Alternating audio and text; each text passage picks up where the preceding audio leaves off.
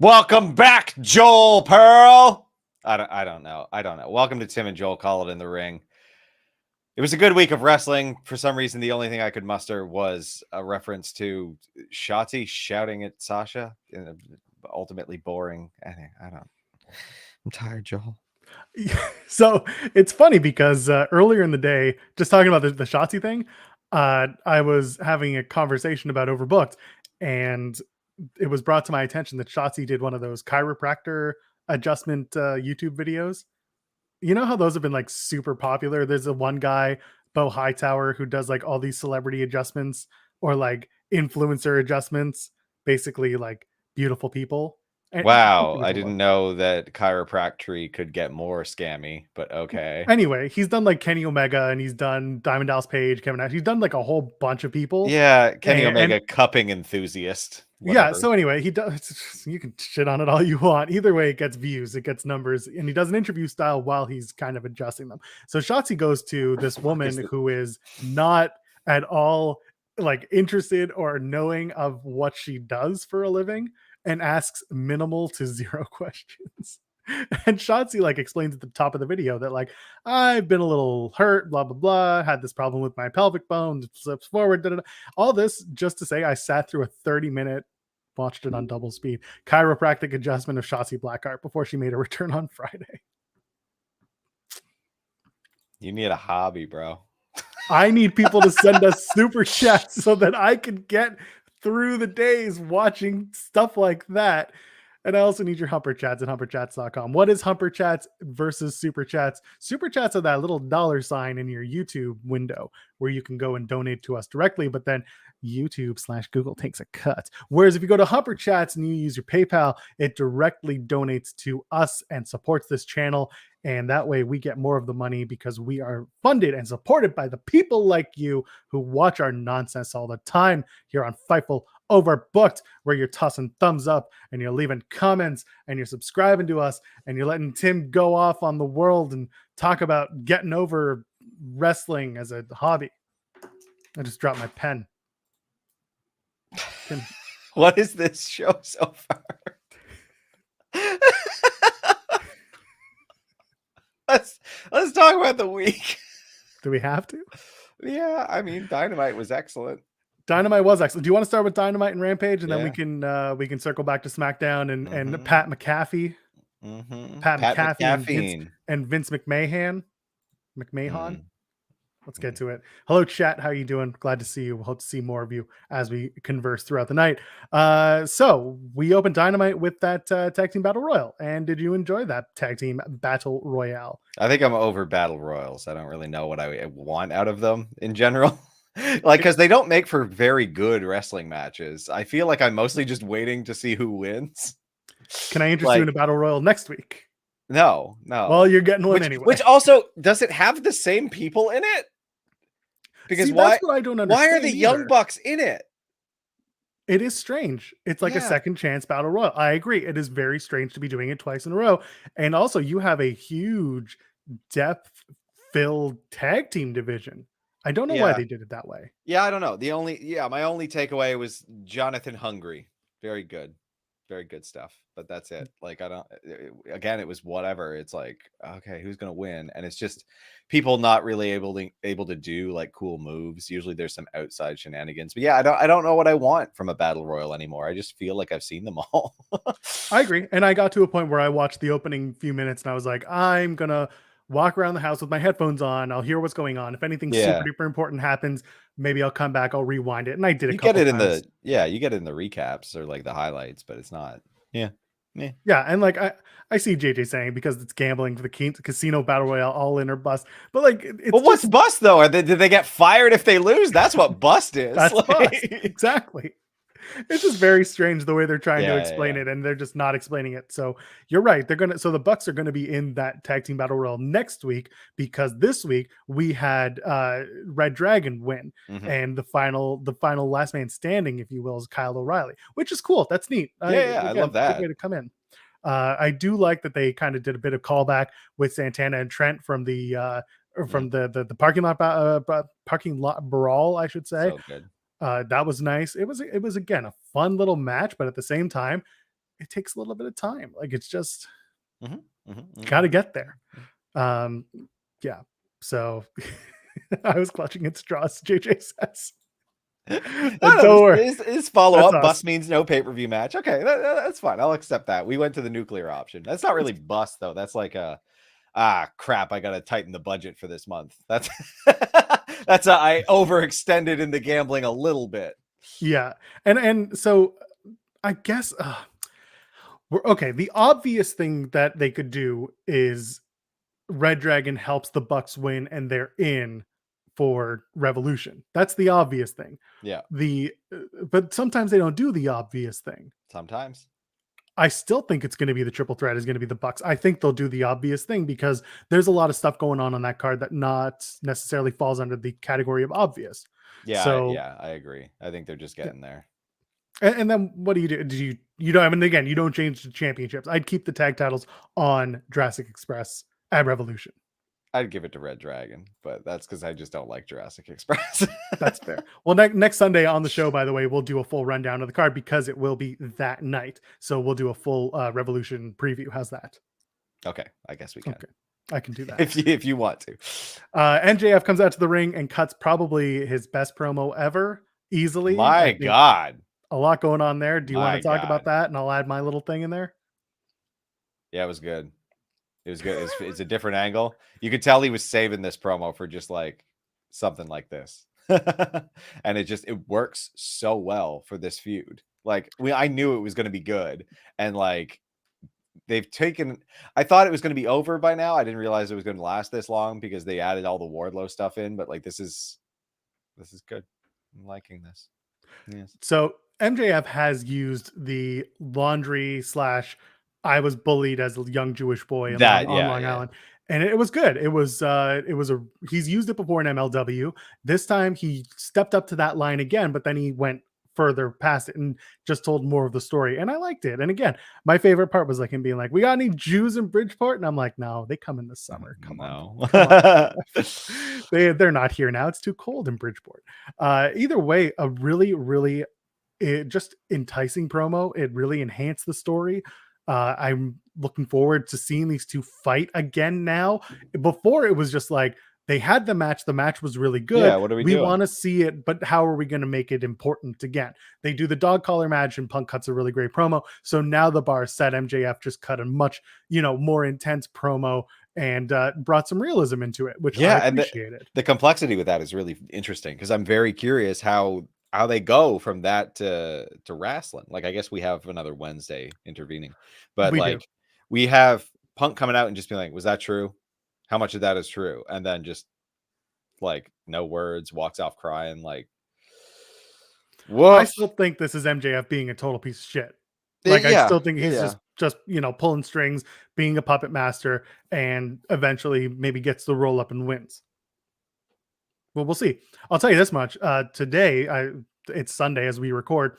Myself and Jeff Hawkins are going to be recording later this afternoon for a later this week drop. We're going to be talking about some influential dog collar matches to get you ready for this MJF CM Punk match. And did you know that MJF has had a couple of dog collar matches in his career? I'm not surprised.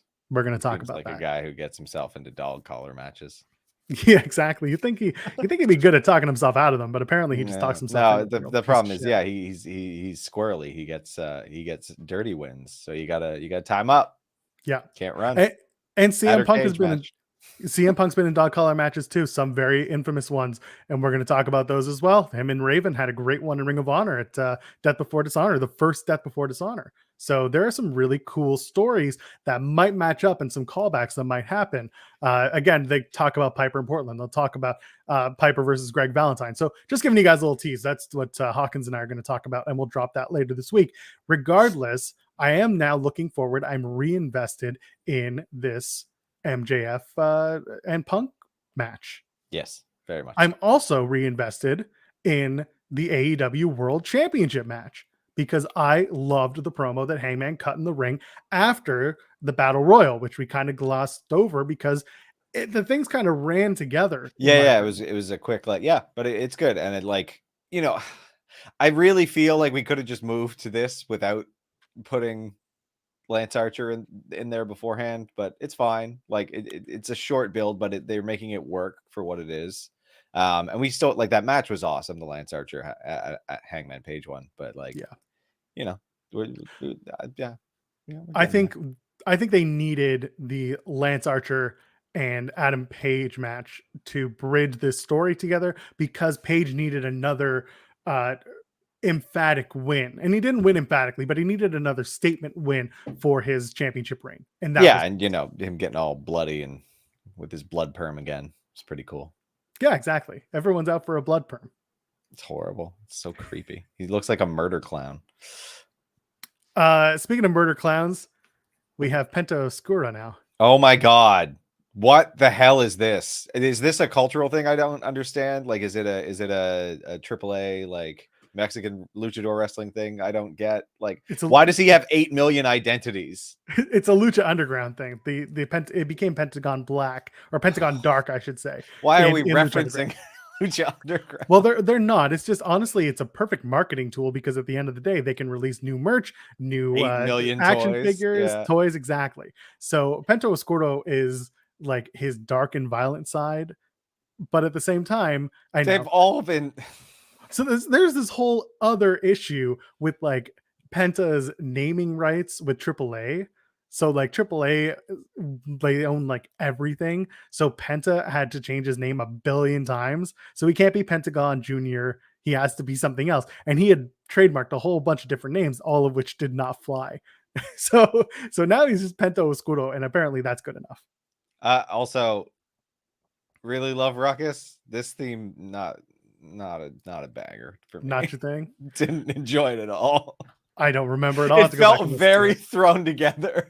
It was like Penta Oscuro. Like, oh yeah, that's right. Like it was just that over. It's just like, what are they? I was like, what are they saying even? And then they focus in on the tombstone. I was like, wait, so is he dead? Isn't Penta El Zero Miedo dead? Like, he's very much alive. He wears a mask. So, okay, he's got his own tombstone just handy for the losses he's going to take. So this is kind of all to say that Alex Abrahantes, he steals the show. Yeah, big time. I was focused on him, not Penta. Look at like the dude from Bill and Ted's Excellent Adventure. Oh, what's the guy's name? The guy who basically plays a version of Death. Someone is going to tell us. Either way, I think that was hilarious. He looks great. I mean, if anyone's going to give 110%, it's Alex Abrahantes. Oh yeah. And like, I don't mind the name itself. I'm just on the team. Pick a name. I'm tired of this. I don't care. Like...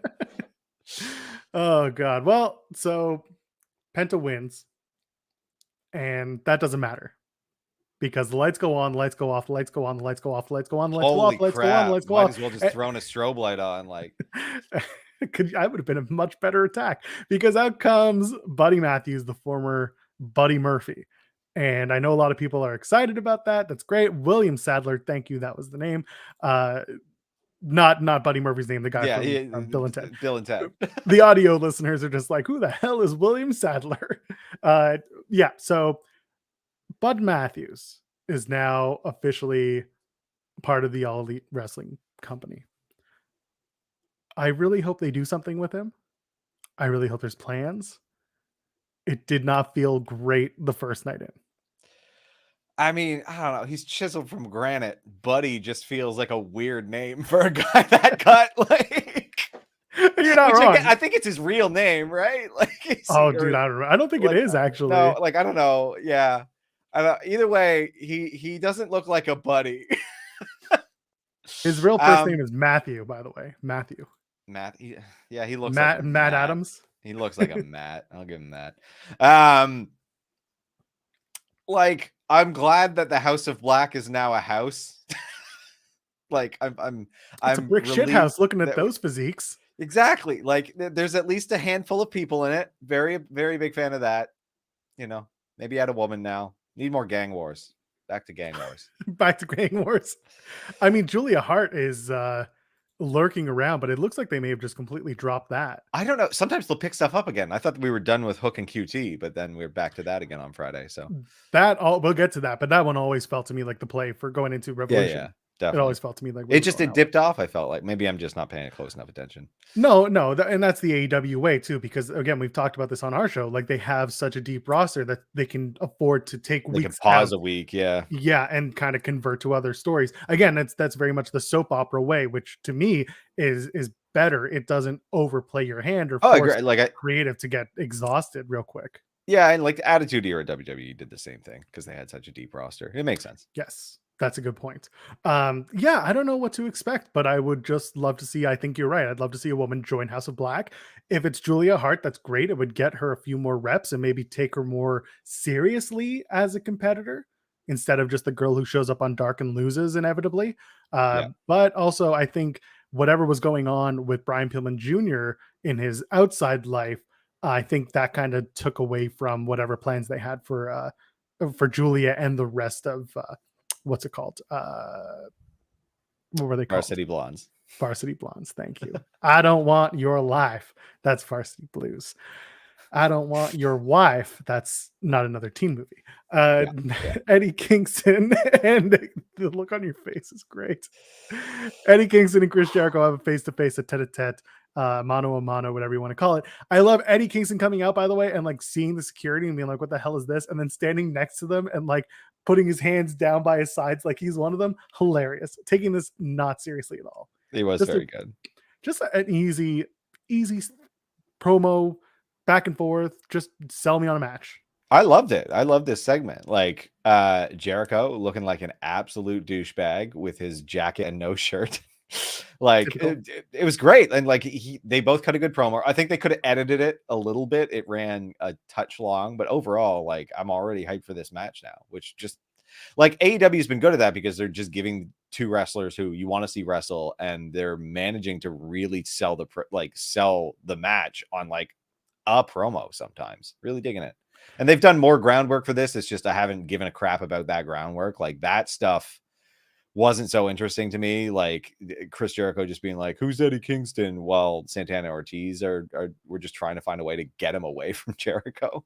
Yeah, but like, yeah, I'm into it now. I really want to see that match. I thought that this back and forth was really excellent. I didn't need Jericho using a bunch of insider terms. That was the oh my god. I was gonna say like, but that was all this week. There was a lot of that. It was just like everyone was doing it too. It was just you look like a jobber. Like, it's like okay. Yeah, that's a word. Yeah, okay. Yeah, and then Eddie burying Jericho using the word babyface, I thought was great. I mean, he just kind of saved the promo a little bit. And then so Jericho makes reference to your first promo against what's his face. And a lot of people jumped to the conclusion that it was Cody because that was Eddie Kingston's first promo in AEW. You remember that one where he comes out, no music, and he's challenging for the TNT title during the So for me, I was under the impression, and maybe it's both, because again, that's what I love about pro wrestling. It's completely subjective. I thought he was talking about the promo that Eddie cut that got him into AEW, which happened at an indie show, a no holds barred show. That he called out like Nick Aldis, he called out Cody, he called out anyone because this was his like last ditch effort, and he had just defeated Brett Eisen. So I thought that the story wasn't. I don't know if it was necessarily Cody. I think people want to assume it was Cody, but to me, it was Brett Eisen. It was that promo that got Eddie on the map and got him hired, not the other way around, not the Cody thing. That's just me. I'm sure other people in the chat, like again, subjective art form. Let's move on. Ricky Starks and 10. Yep. Happened. Yep. Ended with a spear. I thought that was noteworthy. Oh, a Ricky Starks spear. As it should. Yeah. Got to get that tum-tum upset. It hurts. Hurts getting the tum-tum. That's right. Yeah. So we got two members of Team Taz in this ladder match. Yeah. Ricky Starks going to get yeeted, isn't he? No, they ruined that. They put Orange Cassidy in it. That's dead. Spoilers, bro. Yeah. But yes, they did do that too. They ruined our Haas ladder fight. They did. Either way, TBS championship match, Jade Cargill and the Bunny. Good little match. There was a little miscommunication with Jade and the referee. A little bit of a 3 count action going on. I That don't know shouldn't have that been you a can 3 call count. it a miscommunication. Like, what the hell? That was Someone forgot to kick out. yeah, someone forgot to kick out. That's all that happened. Like the ref could it's so hard to save that because it was so bad. It was so bad. It was. Like, It what was was. going on? Like, did she have a brain fart? Yep, guess so. And then they sent out the clowns. They sent out Sterling was out there, Hardy was out there, and then they had them do the thing and do the schmoz, and then Aubrey ejects them, yada yada yada. Jade wins, and then out comes Taikonchi, Yay. and she's like, "I can beat you. I'm gonna beat your like ass." you didn't beat those other people, eh? That's the thing. Like, I don't know. They keep throwing Taikonchi as if she's like some legitimate threat, but she hasn't really won anything that I've cared about. So I don't know. And it's not like this is gonna be the shocker at No, like she's Revolution. just gonna lose this one too. So like, It's strange. They do this thing. They've done it with a few wrestlers. They'll build them up. They do it with Lance Archer. Build them up and then beat them in a big match. Like it gets a little slow after a while, and I don't like it. But yeah, Ty versus Jade is going to be a test for both women because I think so. they're both relatively new in terms of experience, and I don't know what to expect. I hope for the best. That's all I can say. Yeah. Main event: the Americans and Dragonson, Bryanson Danielson takes on Daniel Garcia. I know. New gear too. Last minute plan. What did you think of the match? Did you enjoy this match? It's a powerful match. It's good. It was good. It was very like wrestly, but also like I don't know. Some of Daniels' holds are like silly to me, and like he leans into it real hard. I think And that's part of the charm. Like it's been that for a while now. Like I could use a different match, maybe Yeah. just a slightly different match out of Danielson, something like just a different flavor. You know, they're good. They're all good. I'm not really complaining. Like it's yeah. Noted main event perfect Daniel Garcia. Yeah, apparently. Jeez. You know what though? They clearly see something in him, and that's great. He's young. He's very good. I'm waiting for a character to arrive for Daniel Garcia because I know I'm not saying something over the top, but I'm ready for just a little more out of him. That's not just Wrestle Boy. Yeah, exactly. Because that's who he is right now. He's Wrestle Boy, the guy who can wrestle and then continues to lose, but puts on a good showing. Like, yeah, and there's like, time. I'm willing to let it slide. I'm just waiting for something to start rolling in there. Yeah, like right now he's promising rookie jobber. That's what his identity is. So. Promising jobber to the stars. Yeah, exactly. Put him in a Hollywood get up and get him out there. Do a song and dance, Danny. Can we call you Danny? I don't care. It doesn't matter. You work for us. You work for us now. Oh my goodness. Okay, and then out comes Mox. I love the idea that nobody knows where Mox comes from, but at the same time, Mox always comes from the exact same spot. Anyway, Mox comes out and they're gonna bleed at Revolution. They're gonna have that match, I guess. They sure are. Yeah, I think I Card. said this. I didn't think that they'd end up doing the faction. Maybe they are. They might still after the match. That's how it's part of the courtship process for these violent men. That's right. Violent men slapping meat. If you want to be violent like us, you can donate super chats. Get in there. Super chats make us bleed. No? Too far? I don't know. I don't know. Rampage happened. You want to talk about Rampage? Yeah, lots happened on Rampage. They jam-packed that 1 hour.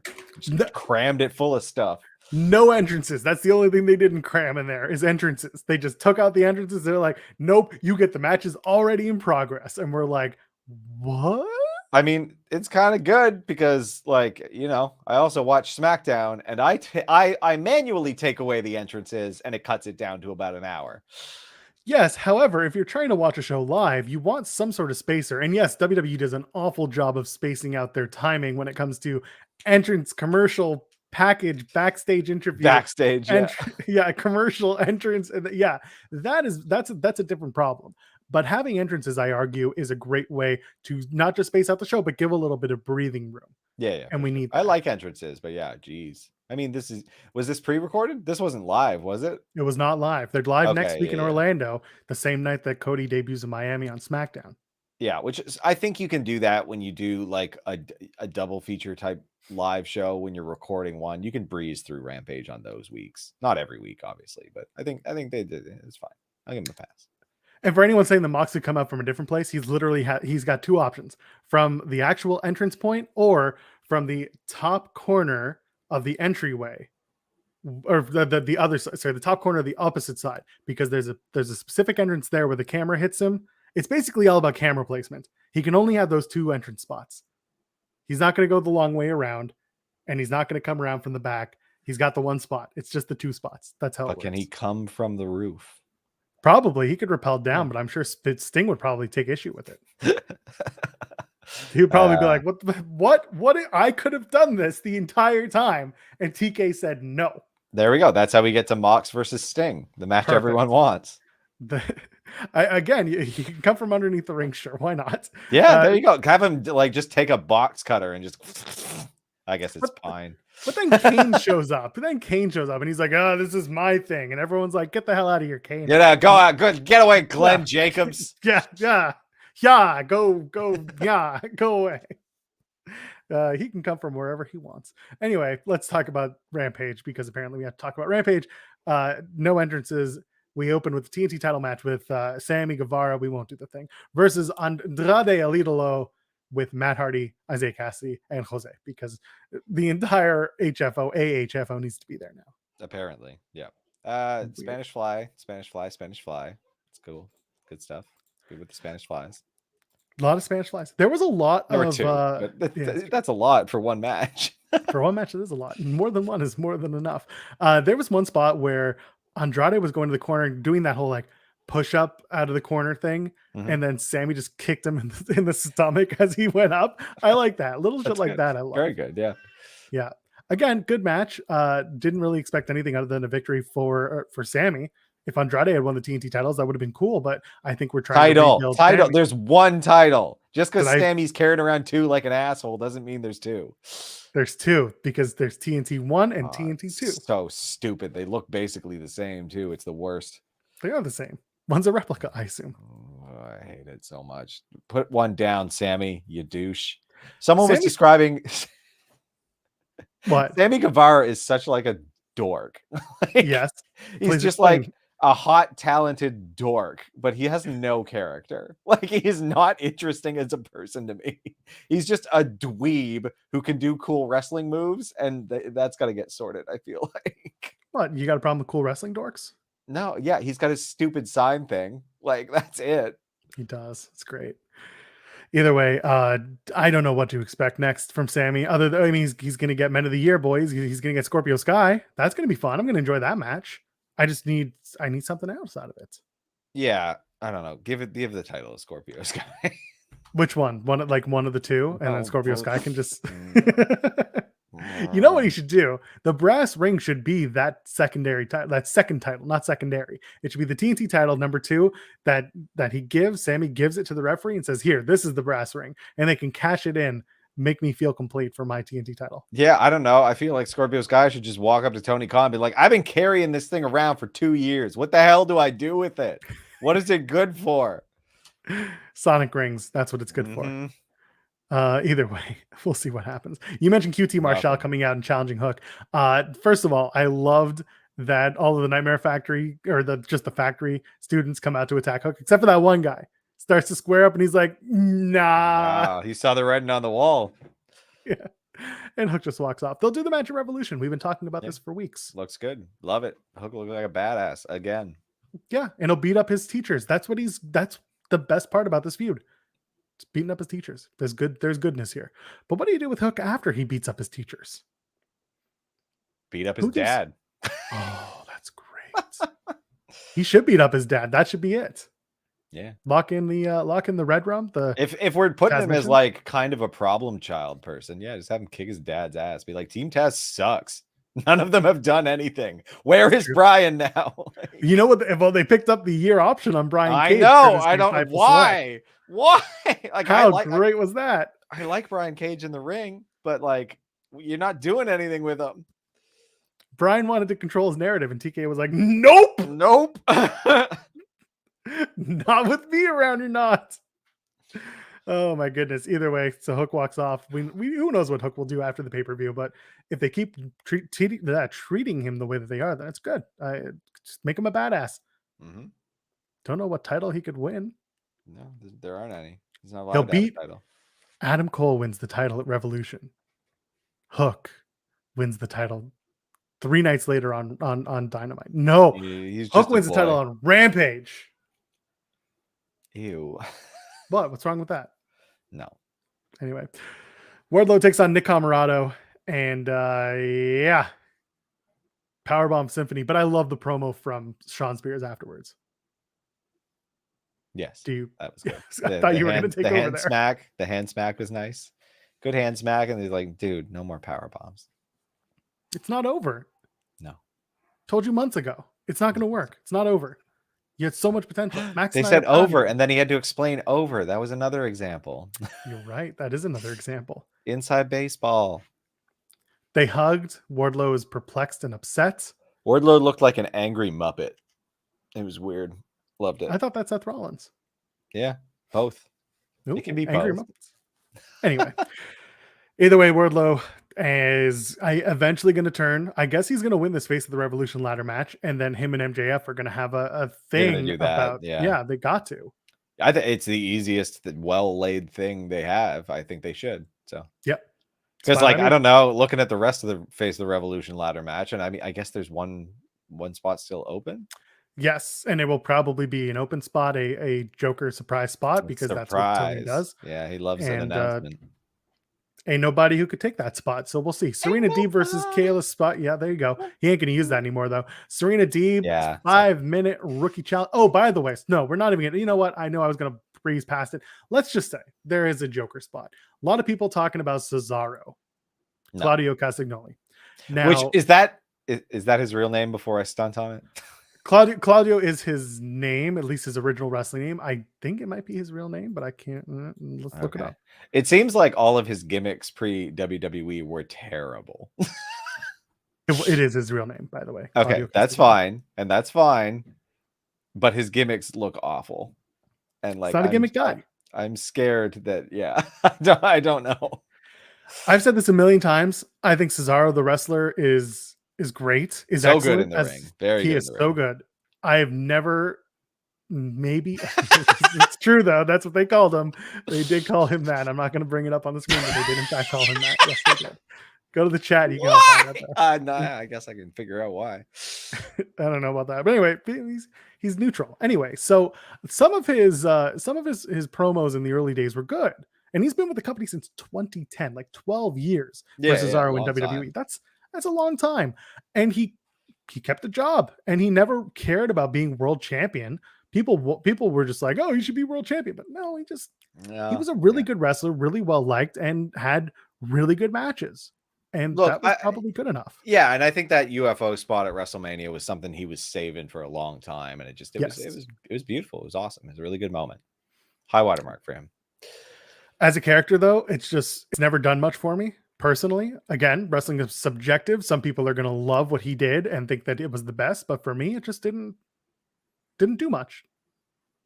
We'll see where he winds up. So people were saying that maybe he could wind up in AEW as the Joker because of the brass ring comments. Because the whole idea of the ladder match is that you grab the brass ring. And once upon a time, Vince McMahon was like, you got to grab the brass ring. And Claudio was like, oh, I'll grab the brass ring. And then he never did. It's a whole thing. That just seems like so silly to me. Like the brass ring thing, like just taking something. It's the type of thing that, like, I don't know. It just feels like the small person in a kind of rivalry takes that and takes it to heart and makes a big thing out of it. Like a throwaway line, like you got to grab the brass ring, is something that the person on top is just going to say and never think about again in the rest of their life. Meanwhile, this person won't stop bringing it up. Like, who cares? Also, like, I don't know. Yeah, it's just very telling, because I look at Scorpio Sky and it's like, oh, cool, you're AEW Cesaro. Like, that's I want more out of Like, Scorpio you haven't Sky's. done anything with him. You let No, him win hold that on. match, and you've done absolutely nothing of real consequence. I'm going to disagree with you on this. Scorpio Oh, Sky, yeah? I think, has a lot more charisma and a lot more promo skill right I now agree. than Cesaro. Yeah. But are you talking So about that's usage? yeah. I'm saying that, like, Gotcha. he grabbed his brass ring and then you parked him, and he's been with Dan Lambert. Oh, Like, no, yes. and I'm saying Cesaro has tons of talent and he's over with the fans. And like, I agree with you that his promo work was never like very interesting, and that like his character was never very compelling. But that's not the case with Scorpio Sky. I think he's got all the potential in the world, and they're just choosing not to do anything with it. Gotcha. Okay, I agree with Yeah. you there. I wasn't sure where you were going with that. And I'm seeing people talking about like his Shikara days. I'm pretty sure he was working under a mask at that point. Working under a mask is a completely different beast. Like it's, and again, I don't think you're relying See much Prince on Puma. Well, that's actually a really excellent point. He didn't have to speak, but he spoke like his ring style was what got him over. Prince Puma was tremendous. Yeah.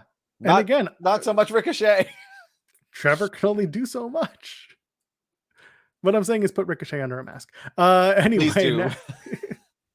No, he's too good looking for people. They'll be like, why do you put him under a He's mask? handsome, but like, don't let him talk. Have a kayfabe thing where he loses his tongue. And again, like this is our opinion, because when it comes to wrestling, we like some of the more over the top, or at least more formed characters.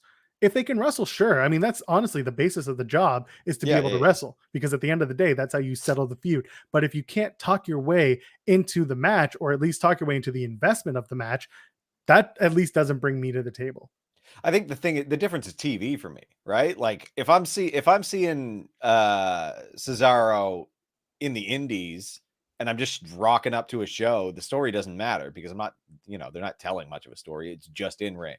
And I'm very excited. I'd be rooting for him like crazy. He'd be like, he should be the champion for some indie, because like he's tremendous in the ring. But on TV, I need something more than that, because it gets very repetitive over time, because you can only do so much. And it's there's a lot more than just the wrestling on TV. Did you see who RVD's facing at Greektown in Toronto in Is April? it Channing? It's always You bet Channing. it's Channing Decker. That's the one thing I don't like about Greektown, is that it's just a vehicle for Channing Decker to it's never his get over. Exactly. It's his promo. His promotion. Yeah. It is what it is. Let him, he can do what he wants. It's got big, like, yeah. I don't know. RVD will be there. Sonny Kiss will be there. Hey, there you go. And Snake Man's going to be there. Serpentico announced that he's going to be part of that card. Okay. I kind of want Luther to be there, because, I like Luther a lot, but Snake Man's fine. Just let show me Frankie the Beast, whatever, destroy Serpentico. That's what I want. Oh, that is the match. He's the Beast Master. Like, let him control Snake Man. If you guys haven't checked this out, Greektown Pro Wrestling is what we're talking about in Toronto. It's our local indie. We go to all the shows when they happen. Anyway, Frankie the Beast is like this big jacked up guy who apparently was like a mafioso, or at least played a mafioso. Whatever. Point is, he's like a big jacked up wrestler who like spits blood when he comes to the ring, wears a big skull. It's a whole gimmick and it's hilarious. But him yeeting someone like Snake Man, like Serpentico, hilarious. Let's do that. Whew. That's what I want. I'll DM Channing afterwards and be like, "This is your match." All right. No joke though. Like RVD's Channing Decker going to be good. Very good. It's going to be good. I'm afraid to watch RVD take another chair shot to the head. I know. Yeah. It's gonna rattle. You can't break what's already broken, buddy. My God. I see we're talking about Cesaro with the hot tag. Yeah, he's got a great hot tag and he does the whole run around the ring. You know who else did that? John Silver in AEW. So I don't know if you really want to do the same thing with both guys, unless you put them both in a tag team where the gimmick is they literally do the same hot tag, which to me, that's tremendous. I need that. Tall, lean, little thick. There you go. That's the tag team. Tall, lean, and a little thick. Let's do it. All right. I can't. There's no segue here. So Serena Deeb versus Kayla Sparks. Sparks making her second wrestling appearance on a Friday night, by the way. She was the Kiss Cam woman earlier on SmackDown on Friday night. That's who.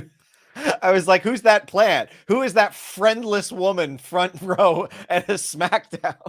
It was Kayla Sparks. Completely alone. That was very funny. Okay. Well, cool. She was waiting for the Kiss Cam. That's why she was completely alone. She wanted to be part of the Kiss Cam experience. after getting her ass kicked by Serena Deeb in 2.5 minutes. She'll have to do it from a seated position next time, I think, because I think so. some brutal knee strikes. It's fine. It Yeah. occurred. To me, it's just all leading to Sheeta's return. It's not leading to a big debut. It's just leading to Sheeta coming back and whooping that ass. Fine by me. Yes. They signed a contract because both shows had contract signings. I didn't love this contract signing, to be perfectly honest with you. The Brock Roman. Oh wait. Oh, Thunder Rosa? I loved the Brock Roman one. I did not love the Thunder Rosa Britt Baker one. It didn't do much for me. It was it wasn't anything. It was it was a similar promo to like the Jericho Kingston one. It was just like, it was Baker being like, "Oh, I'm the best. I've been proving it. I'm the champion. I deserve all the accolades, and you did nothing. And you were on the YouTube show." She's talking about the NWA, and what have you done? What have you done, Thunder Rosa? And I'm sitting there like, well, she's done a lot if you think about it, but who am I? Yeah, exactly. Like that didn't work here. Like it worked kind of. Yeah, it didn't work. Having Britt talk about Thunder Rosa not accomplishing things when she's like the most over woman in AEW. Like this is, I don't know. Britt Baker's been like kind of lukewarm lately. Like she really has just been one note, and I'm a little bit disappointed because I was really, really high on her for a bit, and it just hasn't transformed into much. She's got her little gang, and that's about it. And the character hasn't evolved. There's nothing like. I just want to see her lose the title like really badly now. So 9 months of that title reign so far, and there have been peaks and valleys. Right now, I think we're in a valley. Yeah, I'm ready for. I think I'm ready for. I don't know if I'm ready for Thunder Rosa to win this title. I don't, because that's the thing. I also don't know if she can make it. I don't know. Maybe. I think I am ready for her to take it. I think I do want to see Thunder Rosa take it. I just don't know how good that reign's going to be either. Yes, and who do you have? Right? Who does she face? I'm sure there are names, and I'm sure we're missing some, but right off the bat, it's going to be it's going to be other heels, and then you just got to put them together. Anyway, that's fine. Sure, chat's going to start lighting up with who it should be. Thunder Rosa, but that's the thing. Like, does Thunder Rosa win the title because Thunder Rosa should be winning the title and carrying it for the next 9 months, or does Thunder Rosa win the title because y'all are just bored with the current title reign? Well, no, okay. Like one, yes, I'm bored with the current title reign. Two, Thunder Rosa definitely deserves the title for in-ring action. It's just, again, like the promo stuff for, I don't know, like there just aren't a lot of compelling promos on the women's roster right now. And that's what's so frustrating and disappointing. Like they need to build characters. They need to elevate women more. And they're not going to do that with like one segment a week. Like, and by spending 5 minute, like 5 minute Sheeta things, which is, or not Sheeta, Serena Deeb, which is just like, I know now, like it's 3 weeks of the same thing. So Thunder Rosa and Layla Hirsch would be an interesting first feud. But Layla Hirsch is so bad on the mic.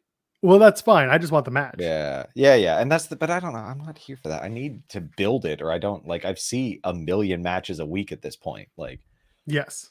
You got to start watching. You got to start watching Dark and Elevation too. I got to watch less, then I'll care more about just seeing the cool matches. Well, we're working on that. More on that later. Yeah. Face of the Revolution ladder match. Orange Cassidy gets his way in, defeating Anthony Bowens. Good match. I mean, I enjoyed it. It was just, I don't think anyone doubted the finish would be Orange Cassidy. No, that was the thing. It was an obvious telegraph. Like it was. What I enjoyed was the backstage. It was funny. The Acclaimed, very funny.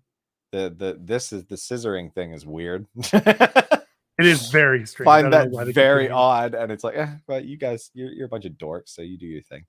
I mean, it led to the very funny in-ring segment where Orange Cassidy then just scissored Anthony Bowens and then gave him the thumbs up. I thought that was funny. That was good.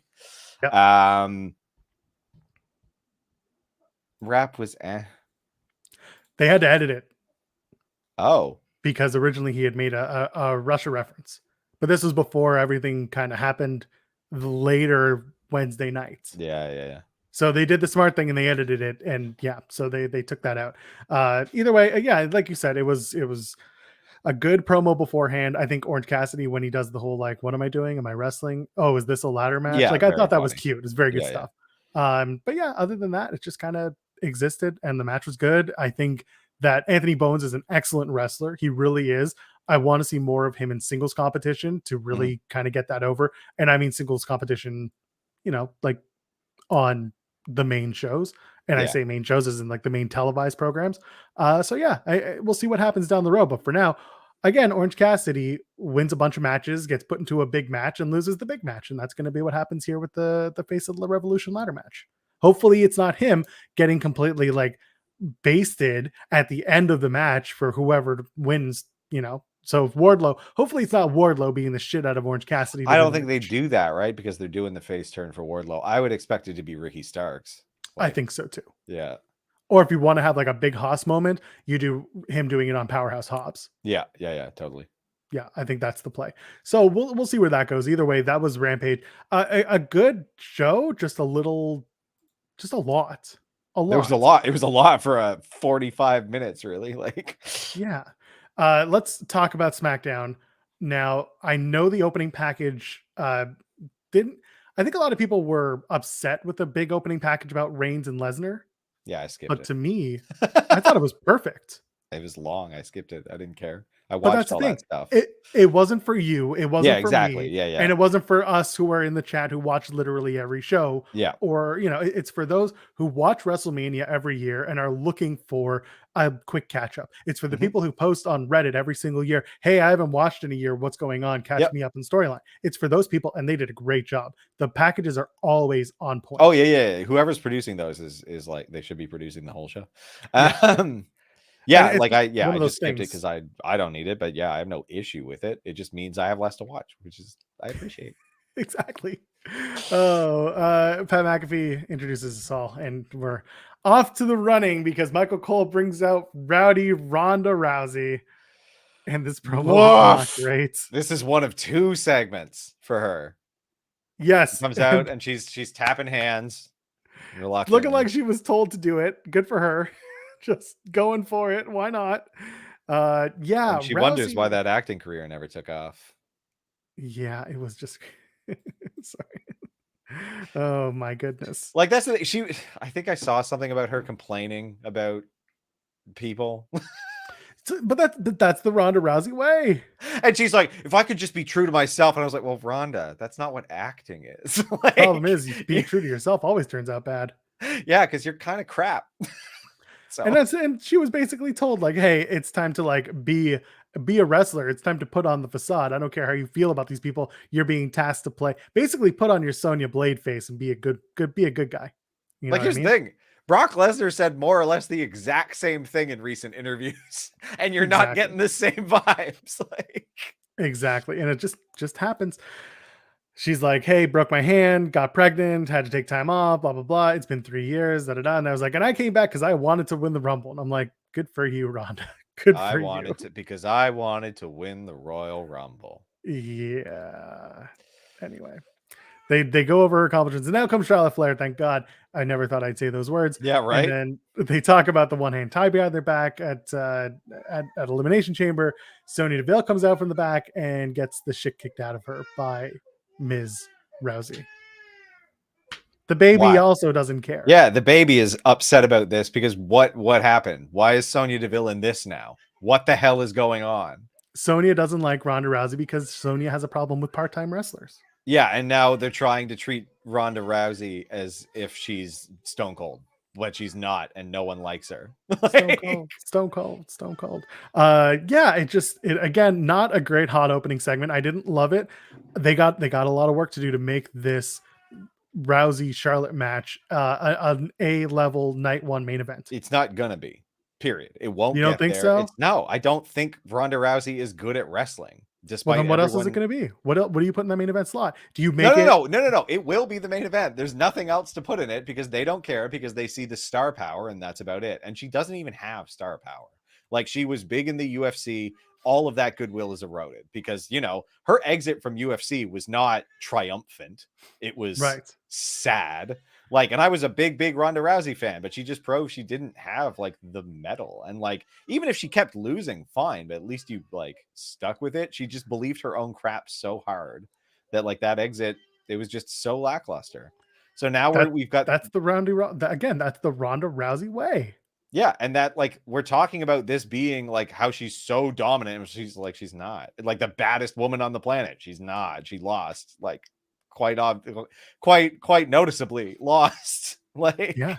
it just isn't working for me at all. And then to have her just come out and not care, obviously not care about the job she's being paid to do. It's just like, and when she's being put as like an anti-authority type, when authority figures step out of line, January 6th happens. Like that's what I get from her. So like I don't need this. She's not Stone Cold.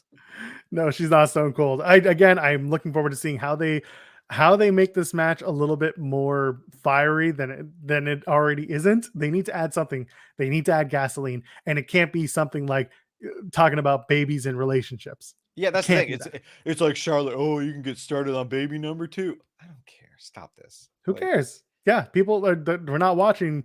We're not watching to see if you're gonna have another kid. We're watching to see if you can win a match, if you can win the title. And the quadrennial. I had to bring that. Oh my god! I'm quadrennial. Staring at the definition right now. Like 2 years wasn't good enough. Half a quadrennial. I was like, really? Piss off. Like Ronda Rousey does not know that word. The writer didn't know that word. They were just trying to make 2 years sound more interesting than it is. My word of the day calendar is quadrennial. My god. Use that word. I have a bet. It was so bad. It was so bad. I loved it. Noted linguistics enthusiast Ronda Rousey. Piss off. Exactly. Noted PhD student. Anyway, yeah. The Lethal Lovers Los Lotharios, try saying that 4 times fast. Even I can't do it once. Lethal Lovers Los Lotharios take on not the New Day, but just Kofi Kingston and Biggie. Who left a quad idling through the entire match. Yeah, who does that? Was it electric? Was it electric? I don't know. Are they just like letting exhaust go in? Anyway, it doesn't need to be there. Again, good match. These two teams have a lot of energy and a lot of chemistry, but guess what? I don't need to see it again. That was the 3rd time. New Day win because New Day and the Usos are going to have a match for the tag team titles at WrestleMania. Awful finish. Awful, like Biggie threatening to murder one of them with a quad. Like, no. I would do it. This is so sad. Like, I hate it. I hate everything about this. I would do it too, though. You'd run over a man with a quad just for why not? He's a kiss man. He's not even a bad guy, really. Like, I don't even understand what their characters. How are they villains? He's lethal, Tim. If he doesn't get to you, then he'll get to someone else first. That's like talking about cows. If we don't eat them, they'd eat us. Like, they're cows. I believe that children are our future unless we stop them now. That is the belief. And that's how I live my life every single day. By the way, I built a crib today, so I got that going for me. Sam Roberts, aka Nick Gage, is now doing interviews backstage at SmackDown. Good for Pat McAfee getting way too excited about Sam Roberts. What the hell is Sam Roberts doing on SmackDown? Love it. Like, who's this guy again? Why does he have? Oh yeah, he's that guy with the boring name, the same as a Canadian musician with boring music. I've seen them live. Sam Roberts Band live is actually pretty good when they're playing for charity and care. Anyway, Sam Roberts interviews who does he interview? The Usos, who are going to be facing Big E and Kofi Kingston at WrestleMania for the tag titles. Thank you for that. Not before they beat the Viking Raiders. In like 5 weeks, the week before WrestleMania, of course. Exactly. And then, oh my God, let's talk about the best segment of the night. Rick Boogs and Shinsuke Nakamura driving a truck, and they're going surfing. No, they're going kayaking. That's like surfing with your butt. Noted adventurous Rick Boog and Shinsuke Nakamura. They wouldn't even let him surf. They just let him sit in a kayak. In the car. The pickup truck. They got a truck. It's Tacoma. I don't know what's happening. This might be the first time Rick Boogs has gone outside. I think that man lived in a gym his entire life. Oh, he built a gym in his garage, I think, right? Can open that door. Yeah. Let it air out. He's all gym man. I don't know. Anyway, it's just, I wonder where they're gonna go next. That's all I want. It's just, I need this to become a thing where they drive the truck to the ring now. Like at WrestleMania, I need them to drive the truck down the ramp. I just want them to steal all of Stone Cold's gimmicks because they did that. They did the ATV. They did the Oh, truck. that's why they're doing this. I didn't even clue in. That's how much I care. My Actually, God. no, the ATV wasn't a stone. It was actually because they have a new toy coming out, literally, that has Big E on an ATV. That's it. That's somehow worse. I love it. Next, they're gonna bring out a beer truck. It's gonna be KO and Sammy in the beer truck. Okay, that sounds fun. I'm fine with that. Does actually.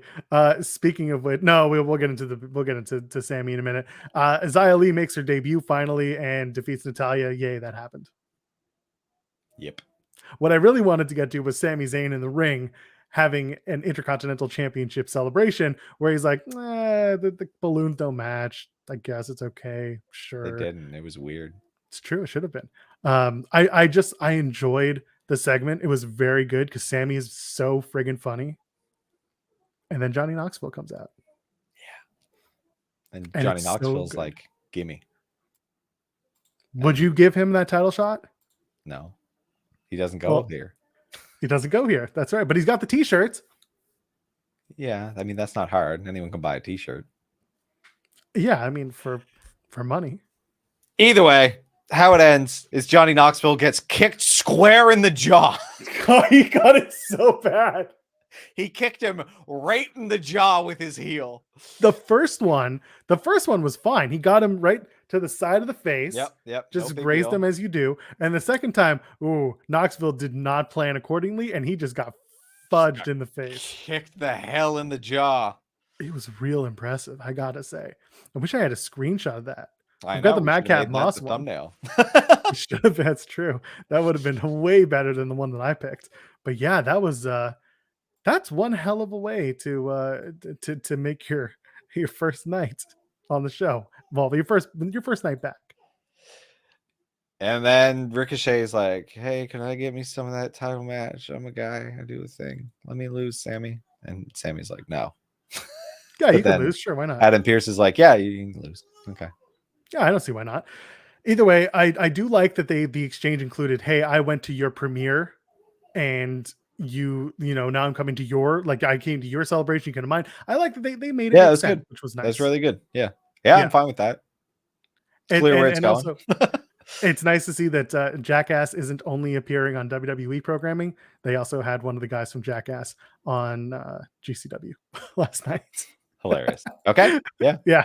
Apparently he's friends with Jimmy Lloyd. So there's that. It was very funny. Yeah. So Sasha Banks is back. She beats Shotzi. Welcome back, Shotzi. Welcome back, Sasha. Welcome back, everybody. Welcome back, Cotter. For some reason, Naomi's at ringside. Because we're not getting Naomi and Sonya at WrestleMania. Like the longest term storytelling in all of WWE right now. And they just blew it up. And I guess that Saudi tag match was the end of the feud. What is happening? I told you I hope they have something in plans, but they don't, because they don't. Never do. All of that, months and months and months of waffling to get to. Oh, I guess maybe we'll pair up Sasha and Naomi. Is that maybe what we're doing? Like, I think it's going to end with Naomi turning on Sasha and Naomi finally turning heel. I think that's where we're going. Awful.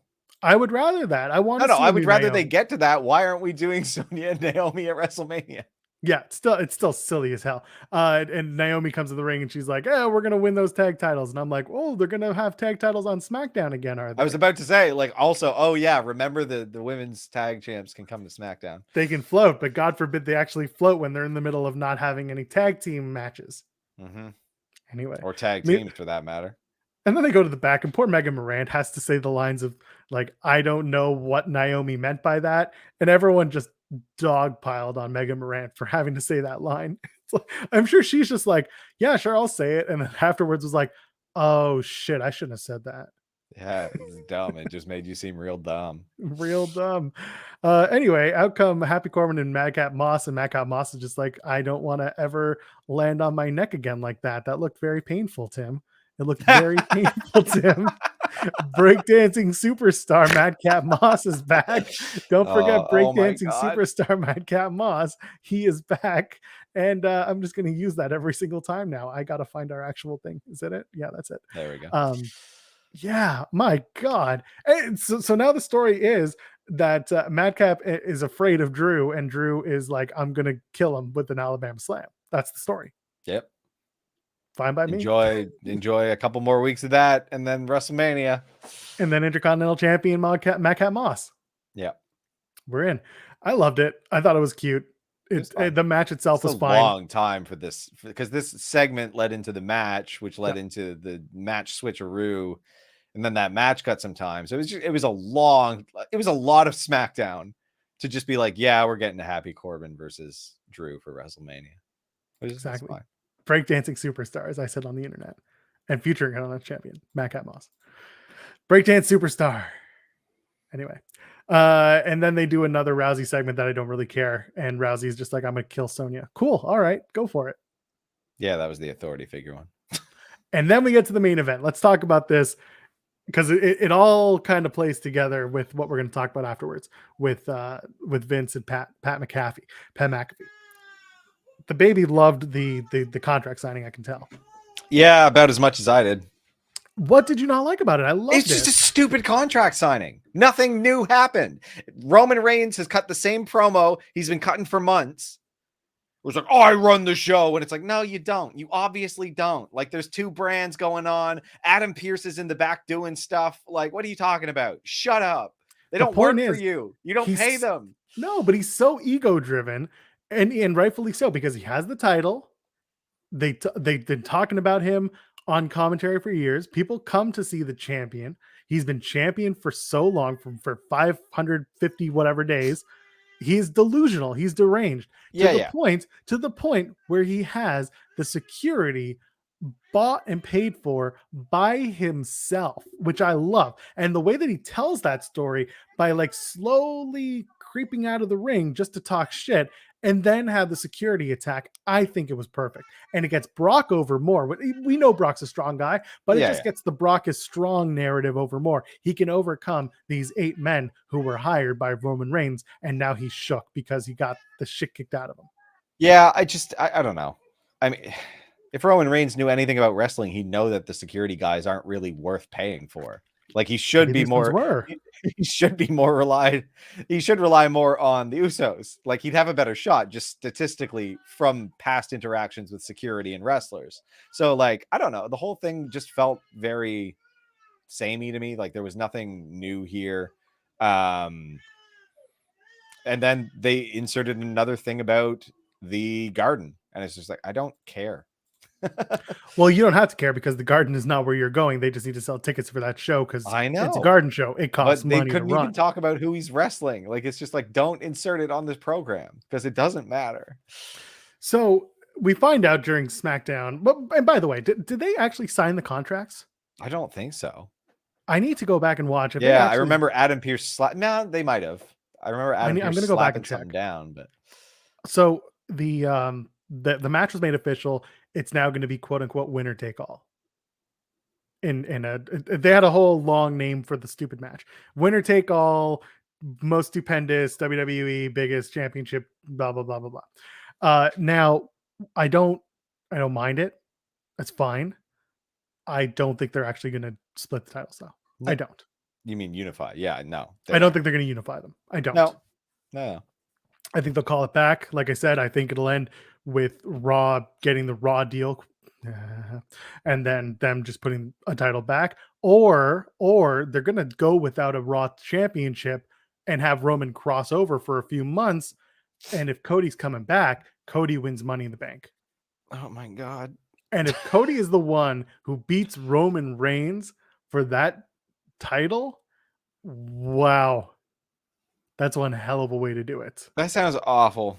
It does. I don't love it. But at the same time, that's when I understand the unification is in there. But I also understand that this is the same company that pulls shit all willy-nilly. Yeah, they do not change care. On them. Yeah, like, they'll change it on a dime. They will just tell you whatever you want to hear and then rip it away. Like, it's the same company that brought over Bobby Lashley, had him, in and out of the chamber match, and then promoted him the next night on Raw for a match at Madison Square Garden. That's not happening.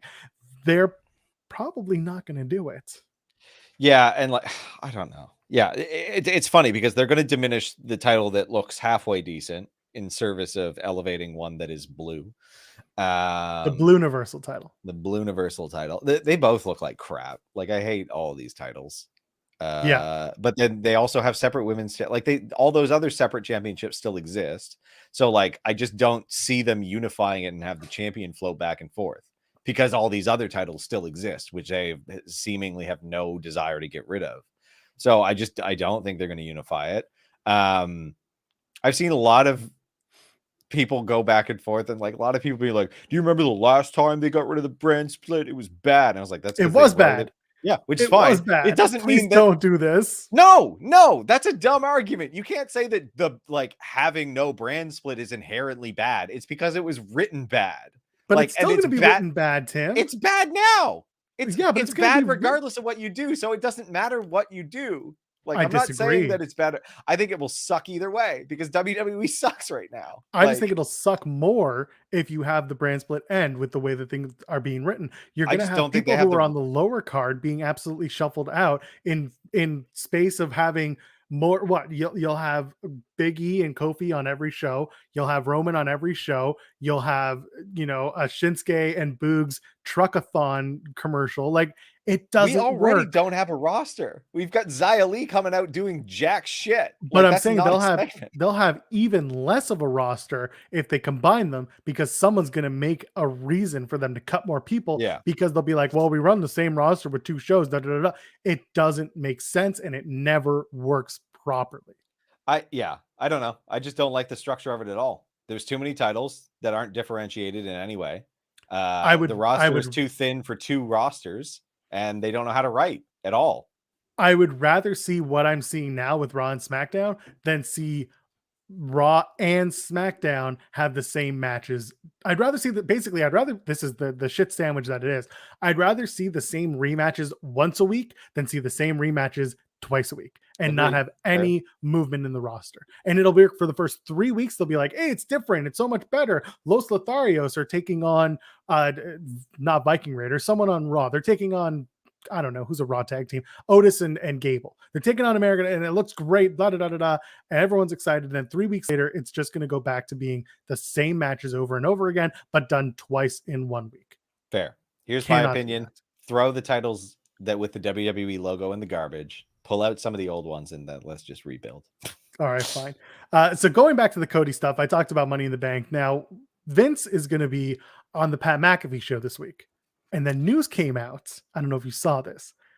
There's talk of doing Vince versus Pat McAfee with this interview becoming the catalyst. Yeah, obviously they're going to get. I didn't see. I saw Vince might wrestle Pat McAfee. That's all I saw. Just the headline. Didn't click on it because I don't care. And then I was like, oh, he's on Pat McAfee's show. They're going to get into a fight on the air. So this is our super chat. So far, first super chat came from JJ earlier in the show. It says, this is how Cody re-debuts as a special guest referee for Vince versus Pat McAfee, taking a page from WCW with Bret Hart at Starrcade 97.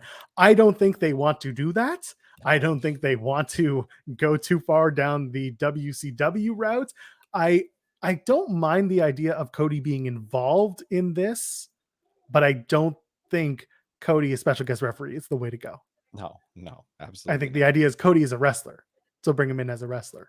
I maybe don't have Cody involved in this. I don't know. Maybe I just don't really. I don't know what that is. The Starrcade thing. Why would Cody be involved with these two? Because Cody is clearly Vince's favorite son. Okay. Did you get the polka dots I sent you? Sorry. Oh my God. Okay, so want to point out one thing. In all of the ads for this, they're using a photo of Vince from like 20 years ago. Yes. What the hell? It's not 20 years ago. It's from, I think it's from like 2015. It's a render that I use sometimes. Okay. I gotta find it. Either way, it's this one. He don't look like that no more. It's this one. Okay, yeah. And he's looked like that forever. Hey Vince, how you doing? Hey bud. Hey, you excited for your interview?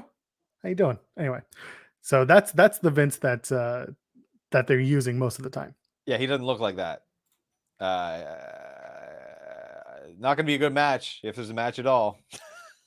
I mean, I think he's still quite jacked. I just don't think he's not nearly as jacked as he used to be. That being said, I think they're just going to put a representative in there. And so the Cody thing, okay, sorry, I had to think about this for a second. The reason why the Cody thing works and why it came up is because Pat on his show the other day had said something about like, I guess he's coming in. And then he kind of like talked shit about Cody for a minute and was like, I got, maybe he's coming. I don't know. I haven't heard anything. Da, da, da, da. And it's kind of like, I think the Pat and Cody thing, there's some relevance there, but I don't know how you put everything It's a together. must. How do you do it? Do you have Cody come in? It's no, it's not Cody. Vince is just like, and wrestling for me, and then a Moss comes out. Well, no, Moss would be interesting, but I think it's just Austin Theory. It's just my God, that's so much worse and more accurate. The son I never liked. I forgot we've been building to this. If it's Cody versus Austin Theory, then it's got to be a squash match, and that's it, in and out, and then Cody stakes his claim the next night. That's all I got. I don't think that it'll be Vince McMahon in a match, or they'll tease it as Vince is in the match, and then someone's going to come out and completely derail it, and Vince doesn't actually fight. WrestleMania gonna suck this year again too. I don't think so. I think it'll be that big old show. It'll be that big old entertainment show. I think I'm over it. Just over I don't think you are. I think you're. I just think you overthink. I think you're listening to the AEW sexuals. No, I think I just don't like WWE because they can't tell even halfway to a story and then they blow it up. And the wrestling is very boring because it's very safe. It is very safe. I like risk. That is the point of wrestling. It is impressive because it is dangerous and they have stripped away the danger. Cody comes out to Here Comes the Money and he's Vince's new son. It's never acknowledged. That's perfect. That's what I need.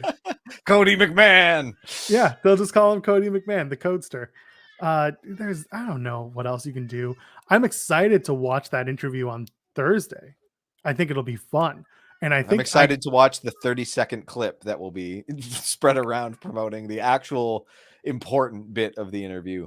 Vince is going to flip out like Adam Cole did a couple of years ago on the show. Exactly. 100%. And like break some shit. You think you're better than me. And then he's going to try to flip it, but it'll be like Monty Burns trying to do something. So he'll call in Austin Theory to flip it for him.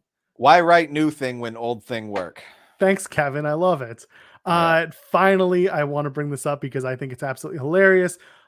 On January was the 23rd of this year on this show on our old channel, I made reference to Vince and Bruce making a character called Stewart Pendas. If you watch the watch the SmackDown and Rampage post shows from Friday night on the main Fightful channel, Sean and Kate made reference to the fact that apparently there was a casting call put out for a child to play a character called, oh, you guessed it, Stupendous. We called another one, Tim. I don't get it. I don't understand. It's like they discovered words for the first time. It's the word of the day calendar. That's how it works. Yeah. God. I don't know how you can hate this shit. This is the best stupid shit in the world. Wrestling I love it. I don't get what. No, but this is boring stupid. Give me trashy, sexy stupid, not like stupendous. No. Let me laugh at this stupidity. And that's the truth. Last year's WrestleMania was actually pretty good. Yeah. I don't know what I was like. There were good parts. It's just and the builds aren't good anymore. And like even 35, like there's again, it's going to come down to there being a lot of good matches and a lot of meh. Yeah, that's fine. That's the thing. I'm looking forward to Corbin versus Drew. Like I actually think that'll be a great match. It's just like the builds are all garbage. Like they can't tell a story for the life of them. Yeah, stupid, trashy, stupid as NXT, and you love NXT. I do. It's great. Ricardo, thank you for the super chat saying, honestly, I hope for good things with Cody. So do I. He says, get paid, bruh, but don't complain when you're looking at shit on it. I get it. I do secretly write for WWE. I hope I get paid accordingly. I'm going to bring every single time I was right. I'm going to make a compilation. I got to start keeping timestamps and shit. And then I'll bring it to Vince and be like, got you, pal. And he'll be like, I'll give you $1. You're like, can you sign the $1? No. All right, I'll take it. Tim, where can the kids find you on the internet? You can find me at TipsoPTIMBASTONEP on Twitter, Instagram. You want to try to spell that again? No, I got it. All right, it's on the screen if you're watching on video. If you're watching on audio over Fightful Overbooked, you can search that on your podcast platform. Leave us a 5-star review, would you? Get us a little bit closer. We drop content every single day. More fun content is coming every single day to this channel and then to our audio feed. We appreciate everyone who's been supporting us and putting us out there into the ether. I think we're putting out some fun stuff. We don't take wrestling seriously, but when we do, it's fun. And that's all we want to do. I am at Joel Pearl, JoelPearl. Tim has had it, so have I. Ladies, gentlemen, friends beyond the binary. Thank you, Kai, too, for being Joel. Thank you. Appreciate you. We'll see you on the next one. Good night, everybody.